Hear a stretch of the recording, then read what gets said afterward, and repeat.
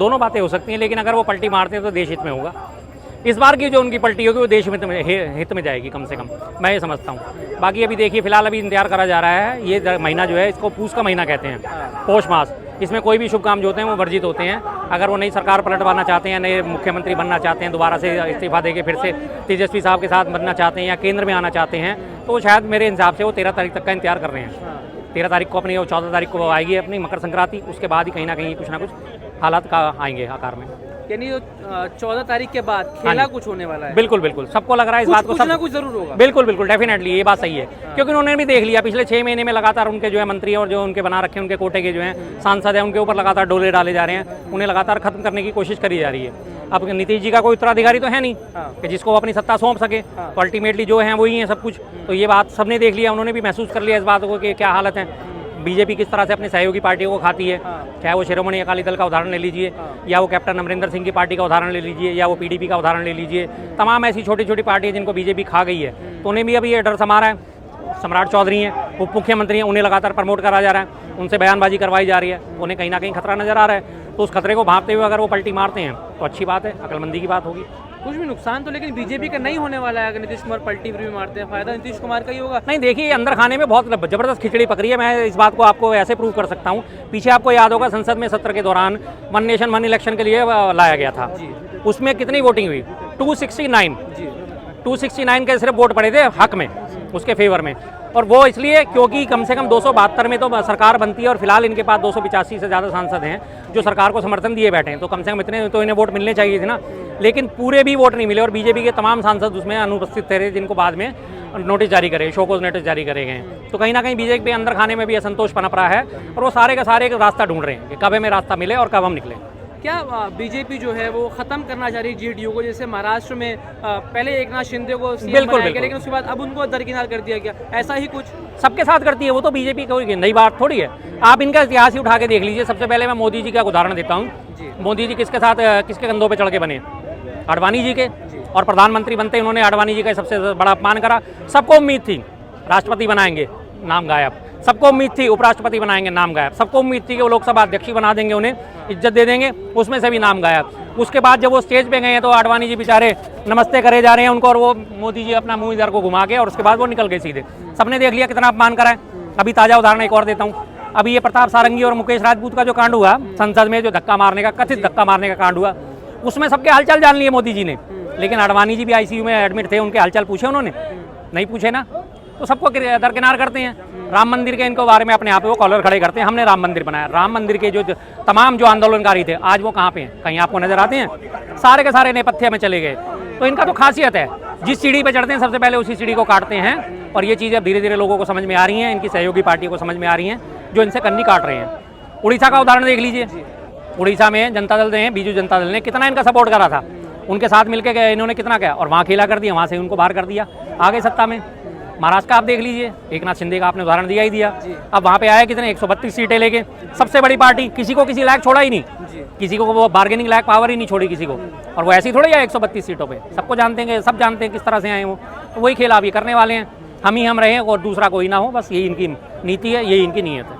तो यानी अभी एक सभा में देखा गया जो उप मुख्यमंत्री हैं बिहार के, उन्होंने भी एक बयान दिया, कहा कि जब तक हम पूर्ण रूप से बिहार में सरकार नहीं बना लेते तब तक हमारा मकसद अधूरा है। क्या वही है सम्राट चौधरी साहब, उप मुख्यमंत्री वही है ना, और वो बीजेपी के हैं। तो उन्होंने ये बयान दिया ना कि हम पूर्ण बहुमत से सरकार बनाएंगे। इसका सीधा मतलब है नीतीश जी गए किनारे।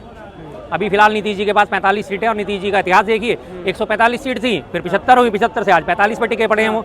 तो उनको तो किनारे करने की सारी कवायद चल रही, जब उनके बयान आ रहे हैं। मैं इसीलिए तो कह रहा हूँ ना कि उधर सम्राट चौधरी को आगे करा जा रहा है, लगातार उनको हवा दी जा रही है। इसी तरह से दूसरे सहयोगी है नायडू साहब, उनको भी लगातार आगे करके, और उनके वहाँ पे जो मुख्यमंत्री हैं पवन कल्याण, लगातार उनको हवा दी जा रही है।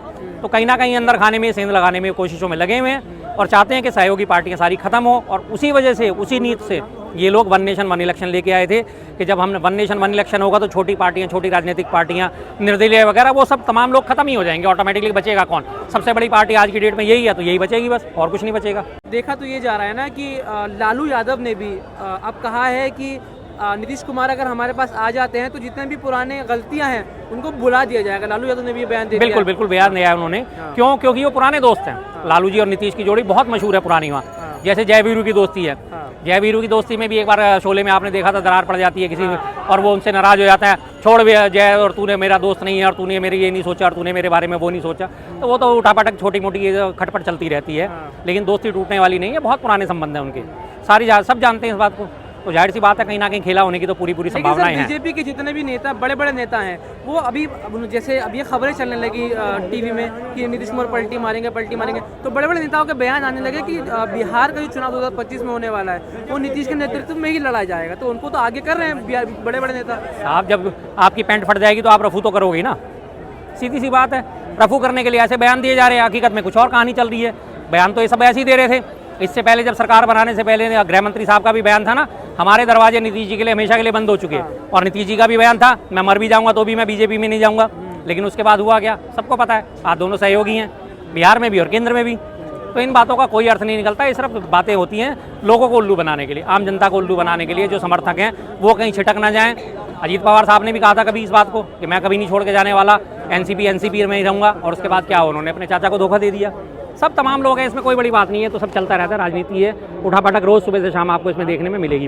वहीं तेजस्वी यादव जो पूर्व उप मुख्यमंत्री रहे हैं, तो उन्होंने भी एक बयान दिया। उन्होंने भी कहा कि जो एक बीज 20 साल तक एक फसल में लगा रहता है तो फसल खराब हो जाती है, नए बीज की जरूरत है। यानी वो तो मना कर रहे हैं, नहीं ठुकरा रहे हैं कि नहीं आने देंगे हम नीतीश को अपने साथ।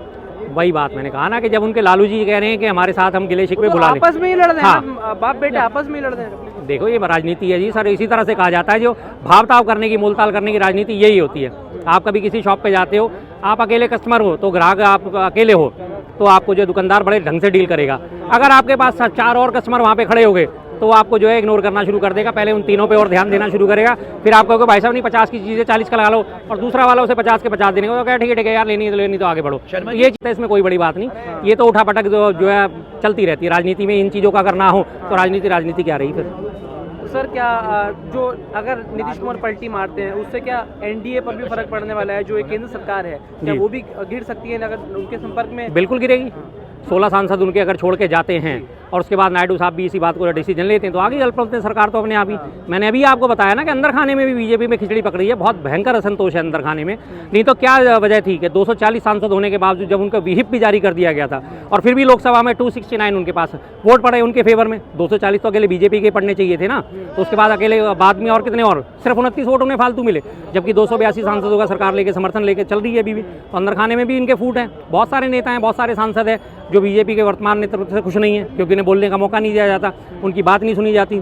लेह लद्दाख के सांसद को देख लीजिए, वो लेह लद्दाख के बारे में लगातार इनको चेताते हैं कि भाई साहब लद्दाख में परिस्थितियाँ अच्छी नहीं है, लेकिन उनकी बात को दबा दिया जाता है। मणिपुर के सांसद इनकी बारे में आवाज़ उठाते हैं तो उन्हें दबा दिया जाता है। अरुणाचल प्रदेश के सांसद हैं वो आवाज़ उठाते हैं तो वो उनकी आवाज़ को दबा दिया जाता है। तो हर से को हर कोई जानता है, हम सांसद होने के बाद जवाबदेही होती है हमारी जनता की। जनता हमसे सवाल पूछती है और हम अपने टॉप लीडरशिप को अवगत कराते हैं, और टॉप लीडरशिप इस पर क्या ध्यान नहीं देता, असंतोष तो होगा ही होगा। नीतीश कुमार लेकिन चुप हैं। आप देख रहे हैं कि कोई भी मीडिया को सवाल पूछे चुप है, लेकिन बिल्कुल इसमें चुप्पी ही होती है। कहते हैं ना एक चुप 100 को हराता है, तो इसमें चुप्पी में होकर जब लास्ट एंड फाइनल जो होना होगा वो हो जाएगा। और मौन जो है आपको पता है कि सबसे बड़ा मूक समर्थन होता है। अगर मैं आपसे सवाल पूछूं भाई साहब फिल्म देखने चल रहे हो और आप चुप रह जाते हो तो इसका मतलब आपकी हाँ मानी जाती है। मूक समर्थन जिसे कहा जाता है, मौन समर्थन, ये उसी चीज़ की परिणति है। यानी ये मूक समर्थन कुछ हाँ ही में तब्दील होगा? बिल्कुल होगा, उम्मीद करते हैं हम जरूर हो, और देश हित में होगा। लेकिन सर आप ये नीतीश कुमार से ही हर चुनाव में उम्मीद क्यों लगा लेते हैं? अभी आपने 2024 के चुनाव में भी उम्मीद लगाई, पलटी मार दे नहीं मारी, अब फिर 25 में भी क्या हम उम्मीद कर रहे हैं? ये उम्मीद आपकी क्यों खत्म? सर देखिए, एक बड़ी पुरानी कहावत है, उम्मीद पे दुनिया कायम है। बस उम्मीद नहीं होगी तो आदमी के जीने का जो है वर्चस्व वो खत्म हो जाएगा। अगर मुझे उम्मीद नहीं होगी कि कल को मैं आगे और बड़ा होऊंगा और बड़ा आदमी बनूंगा, या मेरे बच्चे बड़े होकर आगे क्या क्या करेंगे, हर चीज़ उम्मीद पे चलती है। हर वक्त हर चीज़ उम्मीद पे चलती है। उम्मीद नहीं होगी तो जीने का मकसद जो है वो खत्म हो जाता है। तो उम्मीद हर कोई रखते हैं, उम्मीद हम भी रखते हैं। नीतीश कुमार से क्यों मेहनत करें ना, कांग्रेस मेहनत करें ना, आरजेडी मेहनत करें, नीतीश कुमार से ही क्यों उम्मीद लगाई? फिलहाल उनके पास संख्या बल है ना, मेहनत तो हर कोई कर रहा है, मेहनत कौन नहीं कर रहा। जी तोड़ मेहनत करी। राहुल गांधी जी ने भी 4000 किलोमीटर की पहले यात्रा करी, 4500 किलोमीटर की दूसरी बार यात्रा करी। दिल्ली में दिल्ली कांग्रेस प्रदेश अध्यक्ष जो है हमारे देवेंद्र यादव जी, उन्होंने दिल्ली में पूरी न्याय यात्रा निकाली, 70 विधानसभाओं में गए, वो 1 महीना उन्होंने यात्रा निकाली। तो मेहनत तो हर कोई कर रहा है। अब बात यह है कि किस मेहनत के बाद कितना फल उसका मिलता है, कितनी बात लोगों के दिमाग में पहुंच पाती है। कई बार हमें बहुत अच्छी बात भी होती है, उसी भी हम समझाने में नाकामयाब रहते हैं। कई बार ऐसा होता है कि नहीं लोगों को समझ में आती, अच्छी बातें लोगों को समझ में नहीं आती, और आती हैं तो बहुत देर से आती हैं, तब तक जो है हालात बेकाबू हो चुके होते हैं। यानी सर कहा जाए कि लालू यादव जो है वो समझ चुके हैं कि नीतीश कुमार के बगैर हम कुछ नहीं है, जिस वजह से उन्होंने ऑफर दिया। देखिए दबदबा है उनका, ऐसा नहीं है कि नीतीश कुमार जी बिल्कुल हाशिए पे चले गए हैं। आज भी उनकी तूती बोलती है, आज भी वो रणनीतिकार अच्छे हैं।